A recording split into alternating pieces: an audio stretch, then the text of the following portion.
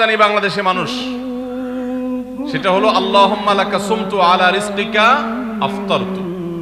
এটাও হাদিসে বর্ণিত হয়েছে, কিন্তু হাদিসের সনদ নিয়ে অনেকে কোনটা নিয়ে আলাপ তুলেছেন, প্রশ্ন তুলেছেন। আল্লাহুম্মা লাকা সুমতু মানে হলো, হে আল্লাহ, আপনার উদ্দেশ্যে রোজা রেখেছি, ওয়া আলা রিজকিকা আফতারতু, এবং আপনার দেওয়া রিজিক দিয়ে ইফতার করেছি। আর ইফতারের আরেকটা দোয়া হলো যাহাবাজ জামা ওয়াবতাল্লাতিল উরুক ওয়া সাবাতাল আজরু ইনশাআল্লাহ। এটা একটা দোয়া। যদি এগুলো দোয়ামূলক নয়, আমরা দোয়া বলছি, এটা মূলত আল্লাহর কাছ থেকে একটা প্রত্যাশা। এর অর্থ হলো যাহাবাজ জামা, আমার পিপাসা দূর হয়ে গেছে। ওয়াবতাল্লাতিল উরুক, আমার শিরা উপশিরাগুলো সব সিক্ত হয়ে গেছে।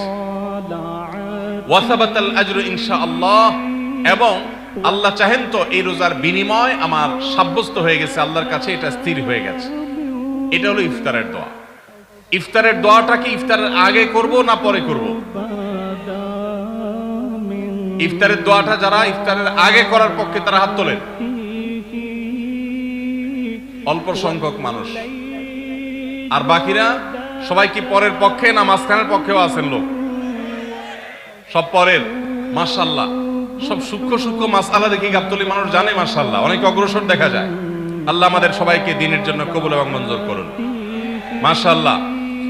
ভাইরা আমার, ইফতারের দোয়াটা ইফতারের পরে করতে হয়, যেটা বেশিরভাগ মানুষ জানে না। কিন্তু আমি অবাক হলাম যে এখানে বেশিরভাগ মানুষ আপনারা জানেন, মাশাআল্লাহ, নলেজেবল মানুষ, বোঝা গেছে।